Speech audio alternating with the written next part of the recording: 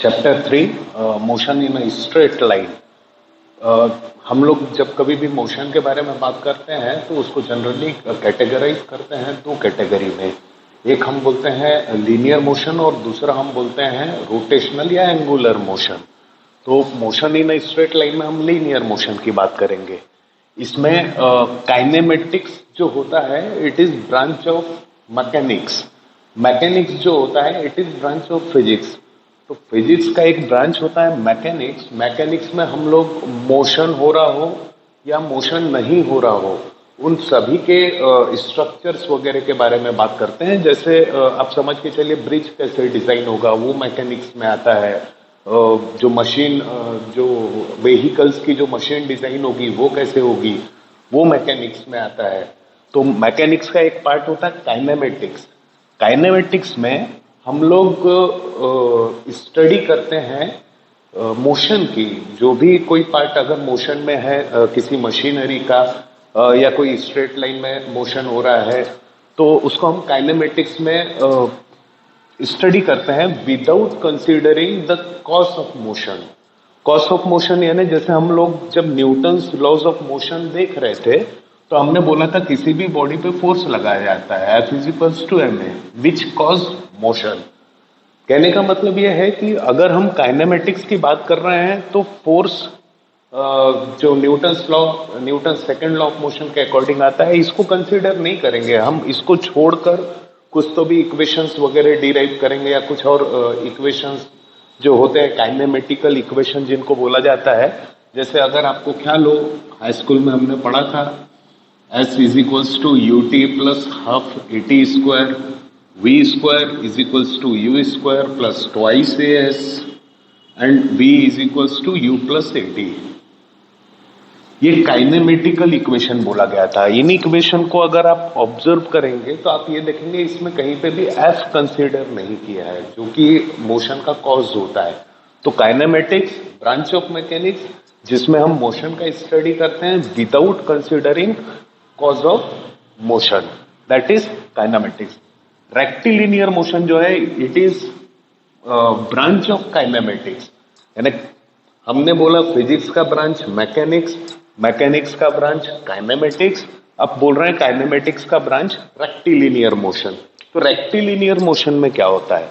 Rectilinear motion में हम लोग स्ट्रेट लाइन में होने वाले मोशन को स्टडी करते हैं या इक्वेशन डिराइव करते हैं। अभी जो हम लोगों ने इक्वेशन लिखा था ये सभी स्ट्रेट लाइन के इक्वेशन थे।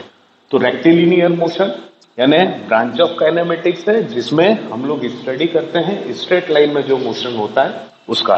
This is about mechanics, kinematics and rectilinear motion. 3.2 position, path length and displacement. पहले हमको समझना पड़ेगा फ्रेम ऑफ रेफरेंस या रेफरेंस पॉइंट क्या होता है। किसी भी चीज का पोजीशन डिटरमाइन करने के लिए या उसका एक जिस जगह पे वो रखा है उसको समझने के लिए हम लोगों को एक रेफरेंस पॉइंट लेना होता है। जैसे हम लोग एक चीज तो अच्छे से जानते हैं, एक एक्स एक्सिस होता है, एक वाई एक्सिस होता है और ये जेड एक्सिस होता है। तो जेड एक्सिस में हवा में ना बनाकर थोड़ा सा बोर्ड पे ही बना देता हूं, दिस इज जेड एक्सिस। अब इसमें जैसे अगर कोई पॉइंट है तो हम पॉइंट P के कोऑर्डिनेट बोलते हैं एक्स वाई जेड। यहां पे अगर हमको इस पॉइंट को डिटरमाइन करना हो तो हमने इसको ओरिजिन मान लिया है। ओरिजिन, यहां पे ये ओरिजिन जो है ये रेफरेंस पॉइंट है। With respect to this reference ये जो पॉइंट P है इसका x कोऑर्डिनेट मतलब x का कुछ वैल्यू होगा, y का कुछ वैल्यू होगा और z का कुछ वैल्यू होगा। लेकिन उसके लिए रेफरेंस पॉइंट हमने ये लिया है। इसको समझते हैं हम लोग। जैसे अगर मेरे को यूनिवर्सल लर्निंग सेंटर जो कि IT पार्क गायत्री नगर में है इसका डिस्टेंस बताना है तो मेरे को कहीं ना कहीं से रेफरेंस लेना पड़ेगा। जैसे फॉर एग्जांपल नागपुर में एक बहुत ही कॉमनली यूज होता है 0 माइल्स। तो यूनिवर्सल लर्निंग सेंटर कहाँ पे है या क्या है? तो जैसे बोला गायत्री नगर मतलब एग्जैक्टली कहाँ पे, तो हम लोग बोलते हैं 0 माइल से 8 किलोमीटर। तो 0 माइल्स जो है ये हमारा रेफरेंस पॉइंट हो गया। या समझ के चलिए जैसे मैं बात कर रहा हूँ कि आपका घर यहाँ से कितनी दूरी पे, फॉर एग्जाम्पल ये 6 किलोमीटर है। तो रेफरेंस उसके लिए यूनिवर्सल लर्निंग सेंटर हुआ। कहने का मतलब अगर कोई भी चीज का पोजीशन हमको डिटरमाइन करना है, उसका डिस्टेंस, डिस्प्लेसमेंट, ये सब चीजें अगर डिटरमाइन करना है तो हमको कोई एक रेफरेंस पॉइंट लेना पड़ेगा। उस रेफरेंस के बेसिस पे हम लोग एक्सप्लेन कर पाते हैं कि उसकी जगह कौन सी है, उसकी चीजें क्या है, और फिर ये जो फिजिकल क्वांटिटीज है, डिस्प्लेसमेंट, वेलोसिटी, डिस्टेंस, स्पीड, इसको हम आसानी से डिस्क्राइब करते हैं।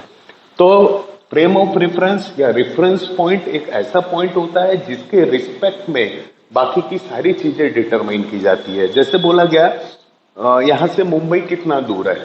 देखिए मैं जो सेंटेंस बोल रहा हूं उस पर गौर थोड़ा सा डालिए। यहां से मतलब नागपुर से मुंबई कितना दूर है, तो हम लोग बोलते हैं अप्रोक्सीमेट 1000 किलोमीटर।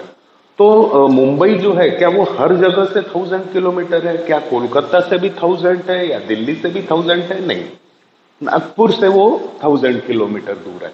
तो यहाँ पे जो नागपुर हो गया, दैट इज रेफरेंस पॉइंट या फ्रेम ऑफ रेफरेंस हम उसको बोल सकते हैं कि इसके रिस्पेक्ट में हम बाकी सब चीजें डिटरमाइन करते हैं। यहाँ से मुंबई 1000 किलोमीटर, यहाँ से दिल्ली 1300 किलोमीटर, यहाँ से कोलकाता 1500 किलोमीटर, यहाँ से चेन्नई 1700 किलोमीटर।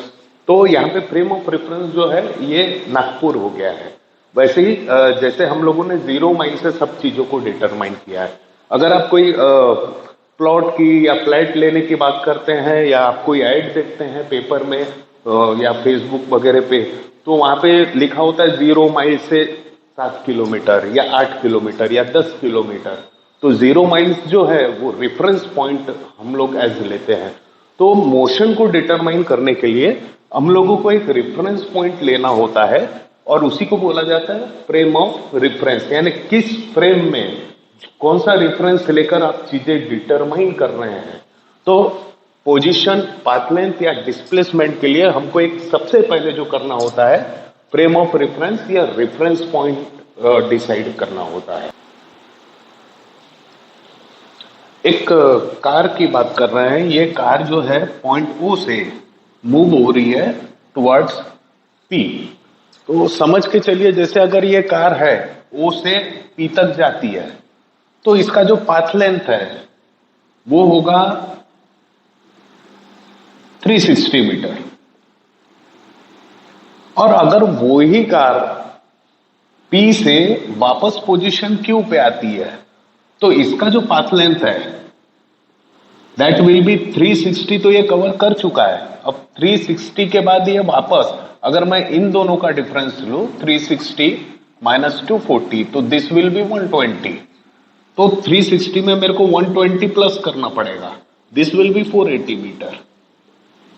ये हो गया पाथ लेंथ। यानी मैंने क्या बात किया, मैंने बोला कि ओ से पी पे गया तो उसका पाथ लेंथ हुआ 360 मीटर और वापस पी से क्यू पे आया तो ये वाला जो डिस्टेंस है इट इज 120 मीटर। तो मेरे को 360 में 120 जोड़ना पड़ा तो इट इज 480 मीटर। ये तो हुआ पाथ लेंथ।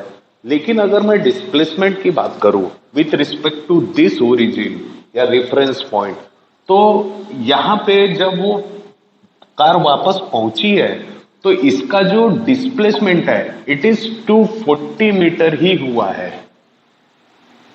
मतलब यहां पे हमको इस बात से कंसर्न होता है इनिशियल पॉइंट और फाइनल पॉइंट का है। देखिए इसको समझते हैं। जैसे मैंने बोला नागपुर, यहां से हम लोग जा रहे हैं भोपाल और भोपाल से हम जा रहे हैं मुंबई, या नागपुर से हम जा रहे हैं मुंबई।